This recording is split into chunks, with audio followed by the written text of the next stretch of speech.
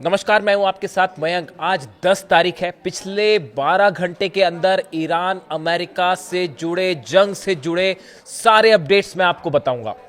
देखिए, इस वक्त की बेहद अहम खबर, एक बार फिर अमेरिका ने ईरान पर बड़ी स्ट्राइक की है और अब हालात ये है कि ईरान और अमेरिका के बीच जो जंग है वो बेहद भयानक स्तर पर पहुंच गई है और दोनों ही तरफ से बड़े हमले किए जा रहे हैं। देखिए, इसी बीच एक बयान सोशल मीडिया में तेजी से वायरल हो रहा है, हम उसकी भी चर्चा करेंगे। डोनाल्ड ट्रंप का ये बयान है और डोनाल्ड ट्रंप ये कह रहे हैं कि अगर मैं मरा तो सब मरेंगे। देखिए, ये बयान ये बता रहा है कि क्या डोनाल्ड ट्रंप को अब अपनी मौत का डर सता रहा है। कल हमने देखा था कि मशहद में एक बिल्डिंग के ऊपर एक पोस्टर लगाया गया था जिसमें लिखा हुआ था कि हम डोनाल्ड ट्रंप को मार देंगे, we will kill Donald Trump. ये ईरान के लोगों का गुस्सा है। मशहद में जहां सुपुर्द खाक किया गया अली खामनेई साहब को, वहां पर ये जो है पोस्टर लगा हुआ था जिसमें ये ईरान के लोगों का गुस्सा लगातार देखने को मिल रहा है। इस तरह के पोस्टर्स लगे हुए हैं कि बदला लो, रिवेंज रिवेंज रिवेंज, इस तरह की बातें सामने आ रही हैं। ऐसे में ये पोस्टर्स सोशल मीडिया में तेजी से वायरल हुए जिसमें लिखा था वी विल किल ट्रंप, हम ट्रंप को मार देंगे। इसके बाद देखिए, डोनाल्ड ट्रंप की तरफ से ये बयान सामने आया। एक तो ये नेटो समिट खत्म होने के बाद डोनाल्ड ट्रंप जब वापस अमेरिका जा रहे थे, उस दौरान एक तो उन्होंने अपना जो जहाज था वो रास्ते में बदल दिया, उन्होंने अपना रूट भी बदल दिया। देखिए, ये सब इंडिकेट कर रहा है कि डोनाल्ड ट्रंप को और अमेरिका को इस बात का डर है कि डोनाल्ड ट्रंप पर हमला हो सकता है। हवाई जहाज बदला गया, रूट बदला गया और यहां तक कि एयरफोर्स वन में जो पत्रकार शामिल थे उनसे बात करते हुए डोनाल्ड ट्रंप ने ये कहा कि विंडो के शटर्स बंद कर लीजिए। प्लेन के जो विंडो के शटर्स थे वो बंद करवा दिए गए। डोनाल्ड ट्रंप ने कहा कि इसे बंद कर दीजिए और उन्होंने कहा कि अगर ईरान का कोई दुश्मन नंबर 1 इस समय निशाने पर है तो वो मैं हूं। ये डोनाल्ड ट्रंप का कहना था कि अगर ईरान के निशाने पर कोई नंबर 1 टारगेट ईरान का कोई इस समय है तो वो मैं हूं, और अगर मैं मरा तो आप सब भी मरेंगे, मैं मरा तो सब मरेंगे। इस तरह की बात डोनाल्ड ट्रंप ने की। अब उनका ये जो डायलॉग है वो सोशल मीडिया में वायरल हो रहा है और इस तरह की चर्चाएं शुरू हो गई है कि क्या डोनाल्ड ट्रंप को अपनी मौत का डर सता रहा है। ईरान के 9 करोड़ लोगों का जो गुस्सा देखने को मिला और जो जंगी हालात हैं, उस बीच में क्या डोनाल्ड ट्रंप पर हमला हो सकता है, इस तरह के सवाल उठाए जा रहे हैं। हम एक बार फिर से आते हैं जंग की तरफ। देखिए, जिस तरह से हमले हो रहे हैं ईरान पर, गौर करने वाली बात यह है कि ये जितनी स्ट्राइक्स हुई हैं, तीसरे दिन लगातार ये हमले जारी हैं। बीती रात हमले किए गए। ये सारे के सारे हमले, इनका जो मेन टारगेट है, आप देखिए, हॉर्मूज के आसपास हमले हो रहे हैं। बंदर अब्बास को निशाना बनाया जा रहा है, खर्ग आइलैंड को, केशम को, अबू मूसा को, चाबार पोर्ट को निशाना बनाया गया। इन हमलों का नेचर क्या बता रहा है? इन हमलों का नेचर ये बता रहा है कि शायद अमेरिका एक बार फिर ग्राउंड ऑपरेशन की कोशिश कर सकता है और खर्ग, केशम आइलैंड या अबू मूसा आइलैंड, ये 3 में से किसी एक आइलैंड पर कब्जे की कोशिश हो सकती है। देखिए, जो अटैक्स होते हैं उनका नेचर ये बताता है। कल तीसरा दिन था, तीसरी रात लगातार ये हमले किए गए। मिसाइल, टॉमहॉक मिसाइल से ये हमले किए गए, फाइटर जेट से ये हमले हो रहे हैं। 190 लोकेशंस पर जो है वो हमले किए गए थे। इन सब हमलों के बाद जो एनालिसिस निकल के आ रहा है, देखिए, हमलों का जो नेचर होता है वो ये बताता है कि सामने वाला जो हमला कर रहा है उसकी मंशा क्या है। एक तो लगातार होर्मुज के आसपास जितने द्वीप हैं, इन पर उन लोकेशंस को निशाना बनाया जा रहा है जो रडार सिस्टम्स हैं, जहां कम्युनिकेशन सिस्टम्स हैं, जो कि अगर ग्राउंड ऑपरेशन होता है तो ऐसे समय में ईरान की सेना का आपसी संपर्क ना हो, तालमेल ना हो सके, रडार सिस्टम तबाह हो, इसको लेकर टारगेट करके ये अटैक हो रहे हैं, जो इस ओर इशारा कर रहे हैं कि एक बड़ा ग्राउंड ऑपरेशन हो सकता है। हॉर्मुज में नया अरब सागर के पास नया एयरक्राफ्ट कैरियर, एक और एयरक्राफ्ट कैरियर भेज दिया गया है। इसके साथ ही रिफ्यूलिंग टैंक्स जो हैं वो हॉर्मुज के ऊपर लगातार उड़ान भर रहे हैं ताकि अगर प्लेन से जो अटैक हो रहे हैं उनको हवा में रिफ्यूलिंग की जाए। बड़ी संख्या में F-35 जेट्स की तैनाती की गई है। कई अरब देशों के बेसिस पर F-35 का मूवमेंट एक बार फिर देखने को मिल रहा है और यही वजह है कि ईरान की तरफ से बड़े हमले जारी हैं। बहरीन में 5वें बेड़े के हेडक्वार्टर को जबरदस्त नुकसान पहुंचा है। जो खबरें हैं उसके मुताबिक जुफैर और शेख ईसा बेस पूरी तरह से तबाह है। इसका रनवे तबाह है, यहां पर खड़े कई प्लेन्स को नुकसान हुआ है और बताया जा रहा है कि 4 मिसाइल्स डायरेक्ट 4 खैबर मिसाइल्स ने हिट किया है 5वें बेड़े के हेडक्वार्टर को। और ये जो 2 बेसेस हैं जुफैर और शेख ईसा बेस, ये तबाह हो गए, इनके रनवेज तबाह हो गए। इस तरह की जो है वो खबरें आ रही हैं। ये बहरीन की बात है। अगर आप कुवैत की बात करें तो आरिफ जान और अली अल सलेम बे में अली अल सलेम बेस पर बड़ा नुकसान हुआ है। बड़े नुकसान की खबरें हैं। पेट्रियट सिस्टम तबाह हो गया है। ये बड़ी गौर करने वाली बात है। कुवैत में ये जो दोनों बेसेस हैं, आरिफ जान ले लीजिए, अली अल सलेम बेस जो है, इसकी रक्षा के लिए पेट्रियट सिस्टम तैनात किया गया था। अमेरिका का एंटी मिसाइल सिस्टम तैनात किया गया था। उसके ऊपर मिसाइल्स गिरी हैं और वो पूरा का पूरा सिस्टम तबाह हो गया। एक बार फिर ये बात साबित हुई है कि अमेरिका के डिफेंस सिस्टम ईरान की मिसाइल्स को नहीं रोक सकते। ये बात एक बार फिर निकल के सामने आ गई है। इसके अलावा आप देखिए कतर में लगातार हमले जारी हैं। कतर में कई जगह जो है वो सायरन बज रहे हैं और मिसाइल और ड्रोन अटैक की खबरें हैं। इसके साथ देखिए ईरान की तरफ से एक और बड़ी बात निकल कर सामने आई है। जो ईरान की सेना की तरफ से कहा गया है कि ये जो हमले इस समय हो रहे हैं, बहरीन में, कुवैत में, कतर में, जॉर्डन पे भी स्ट्राइक्स की खबरें आ गई हैं। ये जो हमले हुए हैं ये पहले दौर की स्ट्राइक्स है। अगर ईरान पर हमले जारी रहते हैं तो दूसरे दौर में यूएई को निशाना बनाया जा सकता है, सऊदी को निशाना बनाया जाएगा और कतर में बड़े हमले होंगे। यानी देखिए जो अभी तक पैटर्न सामने आया है, ईरान की सेना ने अमेरिका को जवाब देने के लिए कई स्तर की प्लानिंग कर रखी है। और ये जो हमले अभी ईरान की तरफ से हो रहे हैं ये सिर्फ पहले लेवल के हमले हैं।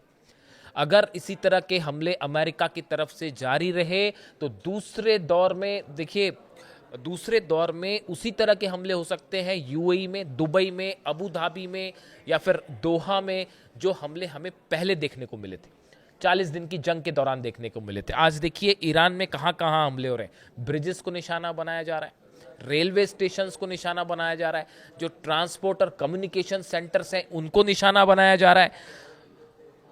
ये इंफ्रास्ट्रक्चर है ईरान से जुड़ा जिसको टारगेट किया जा रहा है। और ऐसे लोकेशंस पर हमले सीधा सीधा आम जनता से जुड़े लोकेशंस पर ये हमले किए जा रहे हैं। जिसके बाद ईरान का ये कहना है, ईरान की तरफ से स्टैंड साफ है कि जैसा हमला होगा उससे बड़ा जवाब दिया जाएगा। यानी अब एक बार फिर खतरे में दुबई है, खतरे में अबू धाबी है, खतरे में रियाद है। हर वो अरब देश का वो शहर जो है खतरे में है जहां पर अमेरिकी सेना की मौजूदगी हो, जहां पर अमेरिकन बेसिस मौजूद है। इससे एक बात साफ है कि अब ये जंग सीमित नहीं रही है, ये जंग एक बड़े दायरे में फैलती दिखाई दे रही है। एक बार फिर देखिए जो बयान हैं, 2 तरह के बयान हैं जो ये इशारा कर रहे हैं कि कभी भी हालात जो है वो कोई भी मोड़ ले सकते हैं। डोनाल्ड ट्रंप की तरफ से एक बयान है, इसको बड़े गौर करने वाली बात है। डोनाल्ड ट्रंप ने नेटो से वापस जाते वक्त क्या बात कही, देयर लीडर्स आर गॉन। ये ईरान के लिए कह रहे हैं कि their leaders are gone, then they had another set of leaders, they are also gone, now they have another set of leaders, they may be gone, who knows. देखिए उन्होंने कहा कि ईरान के हमने नेताओं पर हमला किया, वो अली खामेनी साहब की बात कर रहे हैं। दूसरे दौर में कई नेता और बने, हमने उनको भी निशाना बनाया और अब कह रहे हैं कि अब ये नए नेता जो बन गए हैं इनके ऊपर भी हम हमला कर सकते हैं और हो सकता है ये भी ना रहे। यहाँ पर उनका सीधा सीधा मतलब जो है वो मुस्तबा खामेनी साहब को लेकर है। और ये डोनाल्ड ट्रंप ने सीधी धमकी दी है मुस्तबा खामेनी को, जो जिस तरह से एक्सपर्ट इस बात का एनालिसिस कर रहे हैं कि जो वो कह रहे हैं कि now they have another set of leaders, they may be gone, who knows. मतलब वो ये कह रहे हैं कि जो नए नेता बने हैं शायद जल्दी वो भी खत्म हो जाएं, कौन जानता है। इस तरह की बात डोनाल्ड ट्रंप कह रहे हैं। देखिए ये उन्होंने जो बयान दिया था speaking at a conference at NATO summit in Turkey में उन्होंने निकलने के पहले ये बयान दिया है, जिससे ये माना जा रहा है कि मुस्तबा खामेनी अब निशाने पर है। देखिए दूसरी बड़ी बात ये है कि नेटो को लेकर एक बड़ा स्टैंड चेंज दिखाई दे रहा है। नेटो ने जो 40 दिन की जंग थी उस दौरान अमेरिका की मदद नहीं की और अमेरिका इस बात को लेकर डोनाल्ड ट्रंप अपनी नाराज़गी कई बार जाहिर कर चुके हैं। अब ऐसे में एक जो नया डेवलपमेंट निकल के सामने आ रहा है, ये बताया जा रहा है कि इस जंग में अब नेटो की भी एंट्री हो सकती है और नेटो कंट्रीज की तरफ से भी बड़ा एक्शन ईरान के खिलाफ देखने को मिल सकता है।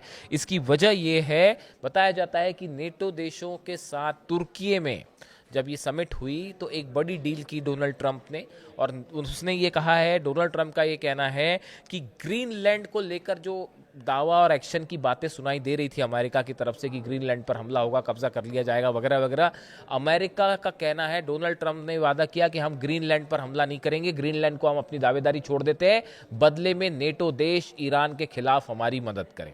अब इससे दो बातें सामने आई। पहली बात सामने ये आई कि जल्द ही नेटो अमेरिका के साथ शामिल हो सकता है इस जंग में, बात नंबर एक। बात नंबर दो, डोनाल्ड ट्रंप इस बात को महसूस कर चुके हैं कि अकेले उनके बस की बात नहीं है ईरान से निपटना, ये बात भी साफ है। डोनाल्ड ट्रंप एक ऐसी हालत में फंसे हुए हैं जो एक्सपर्ट बता रहे हैं कि जहां पर हमला करते हैं तो ईरान को देखिए हराया नहीं जा सकता। ये बात साफ हो चुकी है कि ईरान पर आप कितना ही बम्बार्डमेंट कर लें, कितनी ही एयर स्ट्राइक कर लें, एयर स्ट्राइक करने से अगर ईरान का कुछ बिगड़ रहा होता, ईरान हार रहा होता तो 40 दिन के अंदर हो चुका होता। लेकिन अब ऐसा नहीं है। इस सूरत में बिना बूट्स ऑन द ग्राउंड्स कहते हैं जिसे, कि जब तक अमेरिका अपनी सेना ग्राउंड पर नहीं भेजेगा तब तक आप किसी भी तरह का कोई बड़ी सफलता ईरान में हासिल नहीं कर सकते। अब जब ईरान की सेना कह रही कि we are waiting for you, हम आपका इंतजार कर रहे हैं, आप हिम्मत करिए, खर्ग में अपने सैनिक उतार के देख लीजिए, चाहे अबू मूसा पर उतार के देख लीजिए, चाहे बंदर अब्बास में, या जहां पे भी अमेरिका के सैनिकों ने एक भी कदम रखा तो उसका नतीजा ये होगा कि एक भी सैनिक को वापस नहीं जाने दिया जाएगा। इस सूरत में क्या किसी तरह के बड़े ग्राउंड ऑपरेशन की प्लानिंग है डोनाल्ड ट्रंप की? और क्या अगर ये ऑपरेशन होता है तो ये अमेरिका के मिलिट्री इतिहास की सबसे बड़ी गलती और भूल साबित होने जा रहा है? क्या बड़ी संख्या में अमेरिकन सोल्जर्स की कैजुअलिटी हो सकती है? इस तरह की तमाम बातें सामने आ रही है। दूसरी तरफ देखिए, एक और अहम खबर ये है, ये बड़ा डेवलपमेंट था जिसके ऊपर मेरी नज़र थी, मैंने जब तक इससे पुख्ता जानकारी नहीं आई तब तक ऐसे मैटर में बोलना ठीक नहीं होता है। बुशर में बड़े हमले हुए कल। बुशर वो जगह है ईरान की जहां पर रूस की मदद से न्यूक्लियर पावर स्टेशन चलता है। यहाँ पर कई रशियन साइंटिस्ट मौजूद हैं और जो खबरें आई, देखिए सीधा मिसाइल ने हिट किया वहाँ पर। लेकिन अच्छी बात ये रही कि जो बुशर का न्यूक्लियर प्लांट है उसके कोर एरिया पर ये मिसाइल सीधी नहीं गिरी, मिसाइल थोड़े करीब गिरी है और उसके जो छर्रे होते हैं, जो पार्ट्स होते हैं, शार्पनेल्स होते हैं, वो उछल के इसके कोर एरिया की बिल्डिंग पर हिट हुए। यानी कोर एरिया हिट हुआ है लेकिन वो शार्पनेल से जो